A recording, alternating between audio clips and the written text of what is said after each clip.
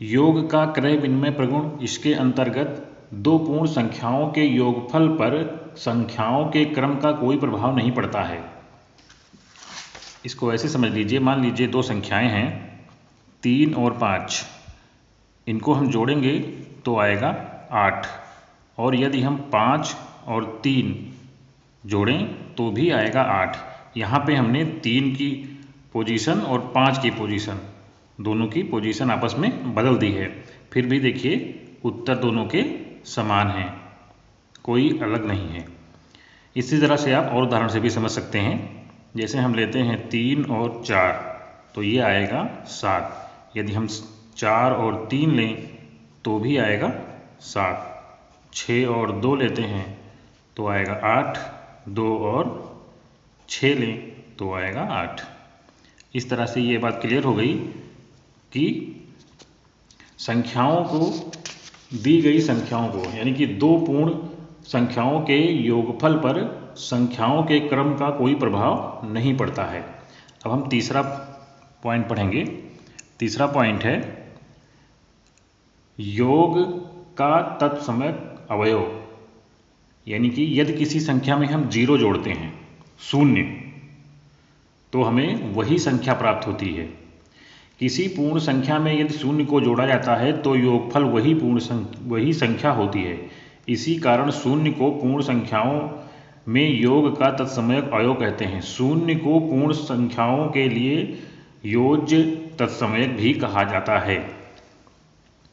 0 में यदि हम 0 जोड़ते हैं तो हमें 0 ही प्राप्त होगा, और यदि हम 0 में 1 जोड़ें तो हमें 1 प्राप्त होगा, और यदि हम 0 में 3 जोड़ें तो हमें 3 प्राप्त होगा।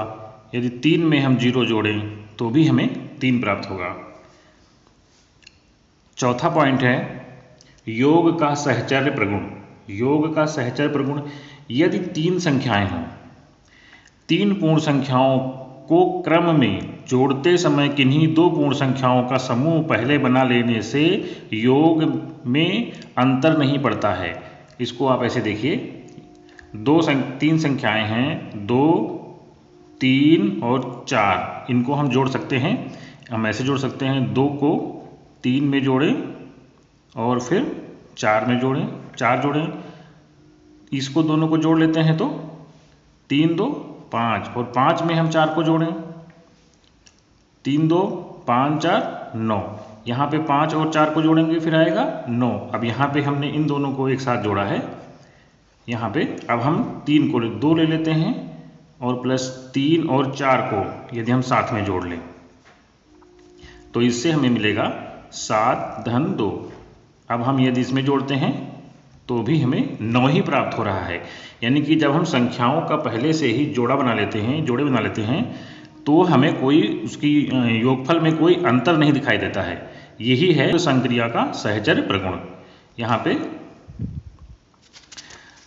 आगे हम लोग देखेंगे घटाने की क्रिया में ये लागू नहीं होगा।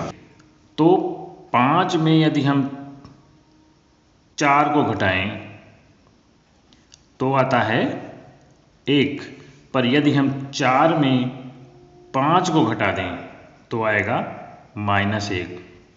ये पूर्ण संख्या नहीं है।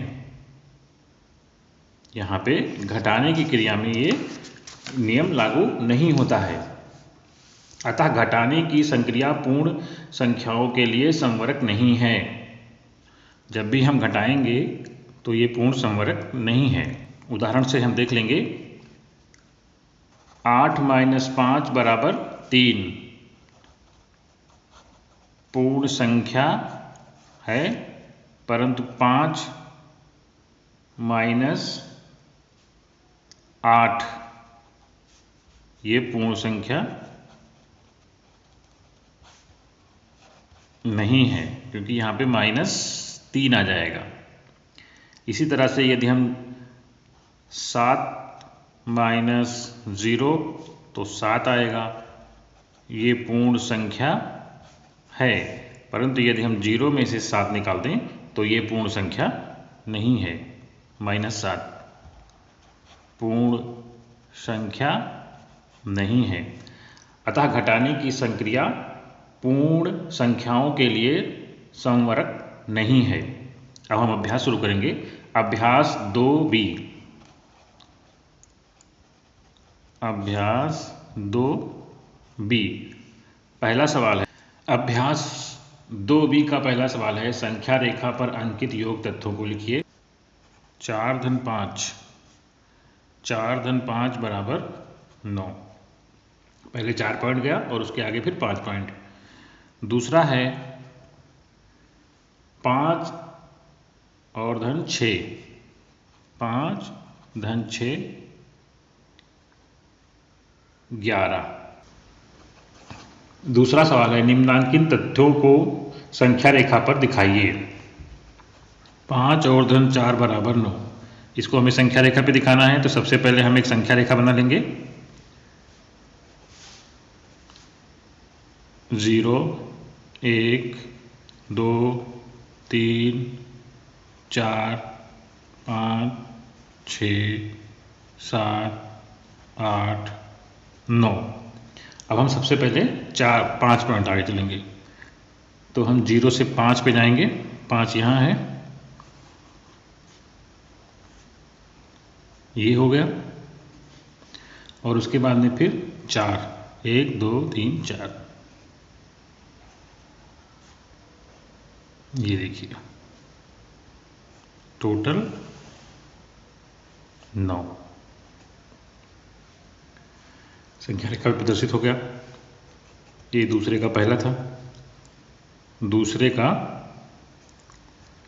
दूसरा 0 + 5, इसको हमें संख्या रेखा पे दिखाना है, = 5। तो इसको हमें संख्या रेखा पे दिखाना है, इधर कर लेते हैं। यहाँ पे हम सबसे पहले एक संख्या रेखा बनाएंगे। 0 1 2 3 4 5 6 7। 0 to 5, चूंकि इसमें एक बार 0 जोड़ा गया है तो ये यहीं पे रह जाएगा और 5 डिजिट हम आगे जाएंगे। तीसरा हो गया 2 धन 3 धन 4 बराबर 9। अब हम इसको एक संख्या रेखा पे प्रदर्शित कर देंगे। 0 1 2 3 4 5 6 7 8 और 9। पहले 2 पॉइंट गया है, तो 0 से पहले हम 2 पे चलेंगे और फिर 3 1 2 3 5 पे चले पहुंच जाएंगे। फिर 4 पॉइंट आगे जाएगा, 1 2 3 4 9 तक पहुंच गए हैं, टोटल 9। दूसरा सवाल हो गया। तीसरा सवाल है, निम्नांकित कथनों में रिक्त स्थानों की पूर्ति कीजिए। निम्नांकित कथनों में रिक्त स्थानों की पूर्ति कीजिए। पहला है 3 4 5 345 धन 789 = +3 4 5। दूसरा है, पहले हम सभी लिख लेते हैं, 2889 + 0 = हमें बताना है कितना होगा। और तीसरा है 234 + 456 + 789 = 456 + 789। यहाँ पे हमें भरना है। इसको ध्यान से देखिए, ये दोनों संख्याएं बराबर हैं, इनका केवल क्रम बदला गया है। योग में क्रम बदलने से उनके मान में कोई परिवर्तन नहीं आता है परिणाम में, योग में, योगफल में।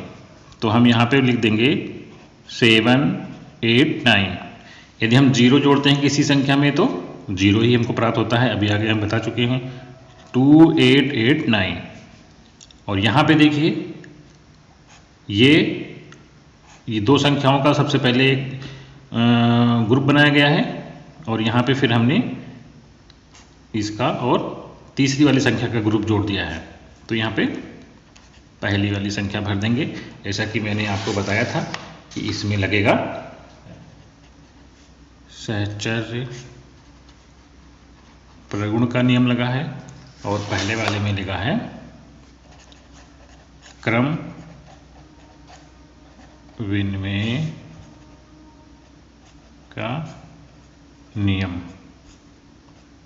क्रम विनिमय का नियम। अब अगला सवाल है आपका क्वेश्चन नंबर 4 है, पूर्ण संख्याओं के लिए घटाने की संक्रिया क्रम विनिमय नहीं है, 3 विभिन्न युग्म लेकर इसकी जांच कीजिए। तो पहला उदाहरण लेते हैं 5 - 4 = 1। अगर हम इसी को क्रम को बदल देते हैं संख्याओं के तो 4 - 5 = -1, दोनों बराबर नहीं है। यहाँ पे देखते हैं